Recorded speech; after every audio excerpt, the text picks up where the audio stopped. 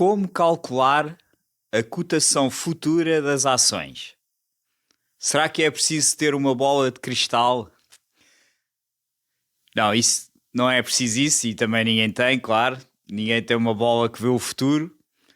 Mas o que podemos fazer é obter estimativas para determinadas variáveis e com isso prever a cotação do futuro. E a qualidade dessa previsão terá a ver com a qualidade das estimativas. E só são precisas 4 estimativas. Precisamos de saber a taxa média anual de crescimento das receitas,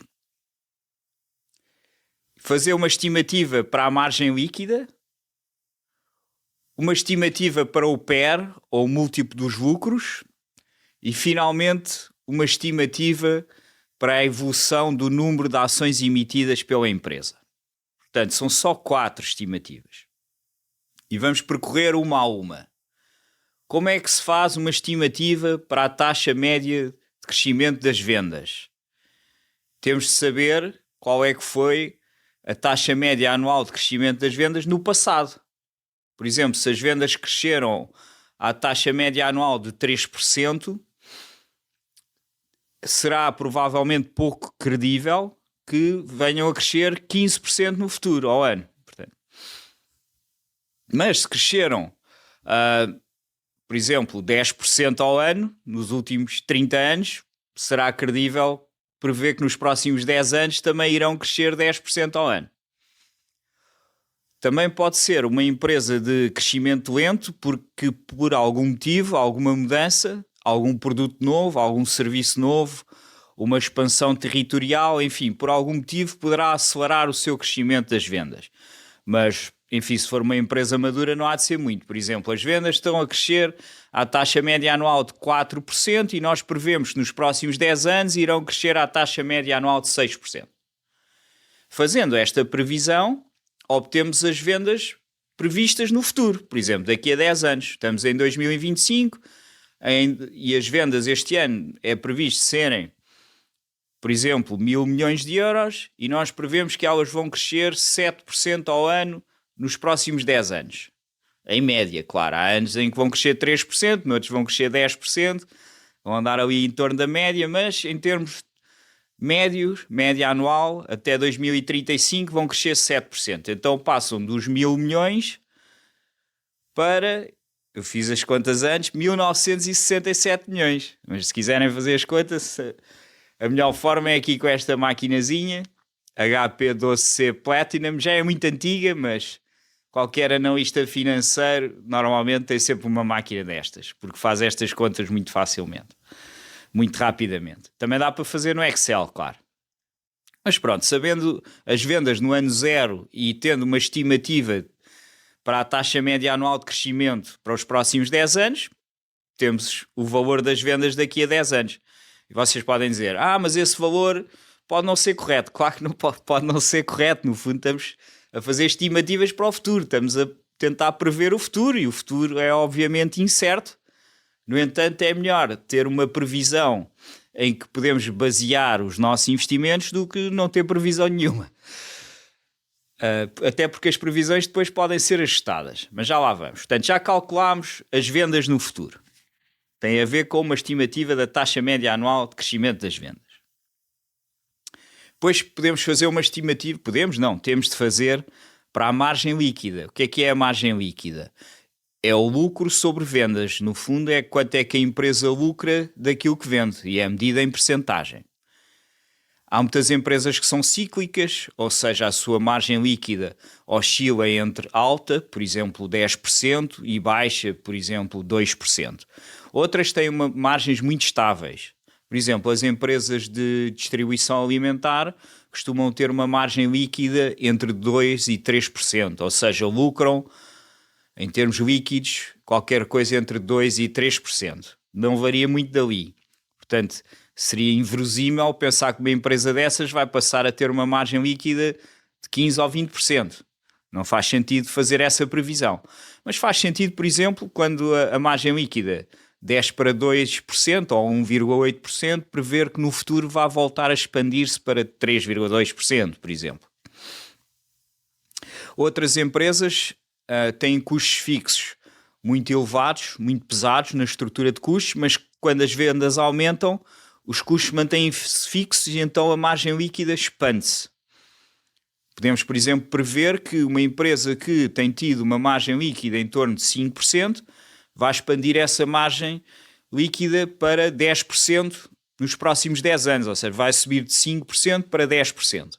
Esta é uma estimativa que pode ser bastante credível. Então, pegando no exemplo anterior da empresa cujas vendas cresceram 7% ao ano e passaram de 1.000 milhões para 1.967 milhões, se a margem líquida for 10%, o lucro vai ser 196,7 milhões, é 10% das vendas. Portanto, temos aqui uma estimativa para a margem líquida que nos dá o lucro do futuro. E a terceira coisa que vamos fazer é uma estimativa para o PER ou múltiplo dos lucros. Como é que se faz isso? Podemos ver o PER médio da empresa. Por exemplo, nos últimos 30 anos o PER médio foi 14.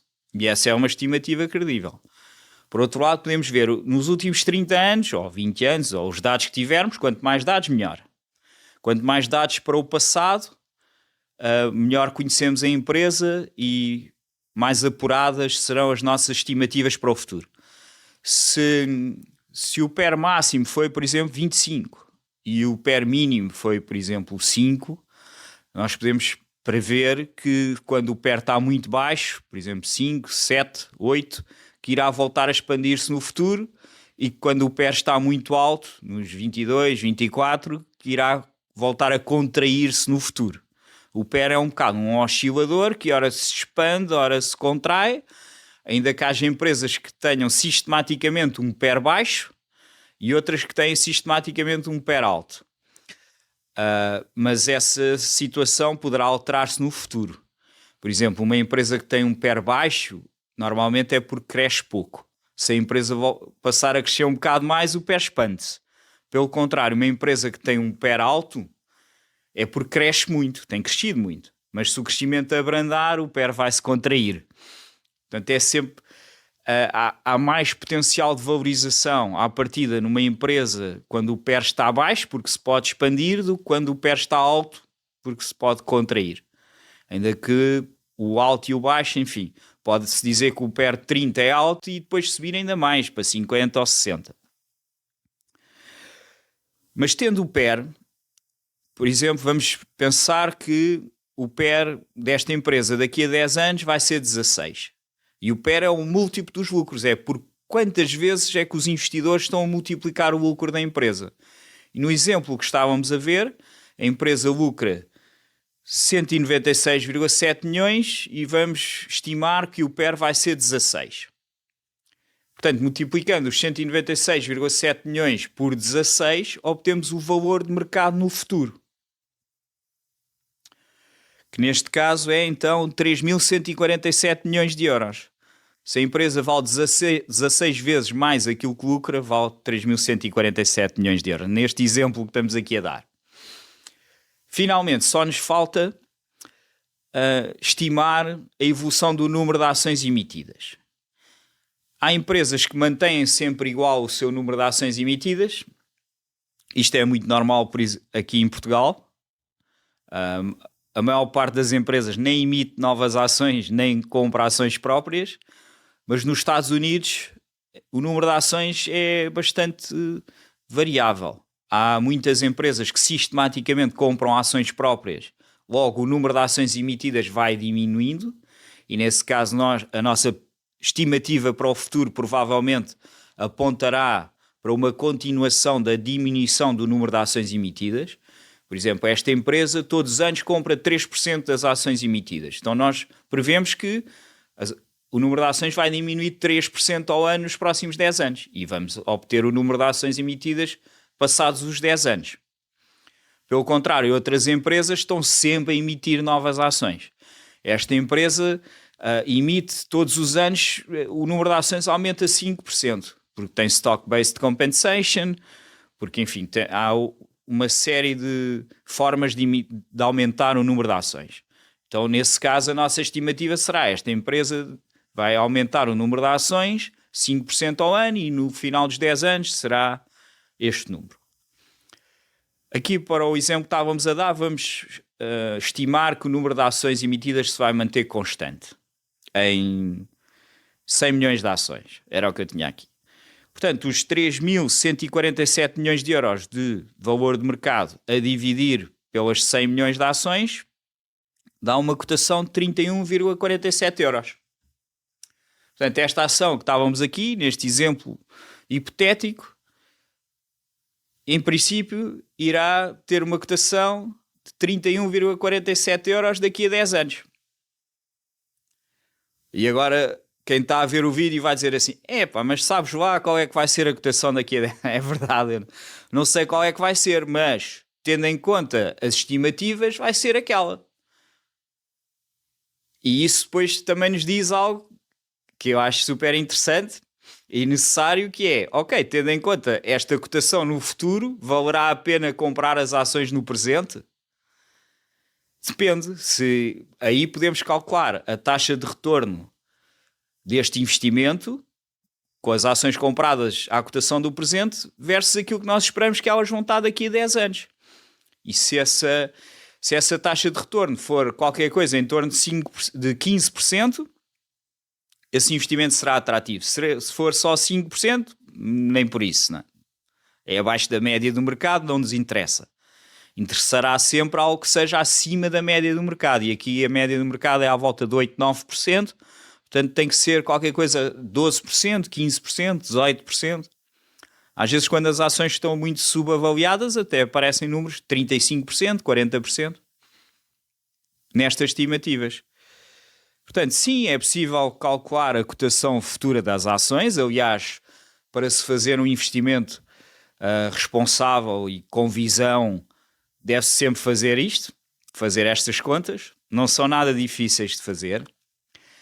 Eu até pus aí hoje no LinkedIn a fórmula da taxa média anual de crescimento, que também é a taxa de retorno.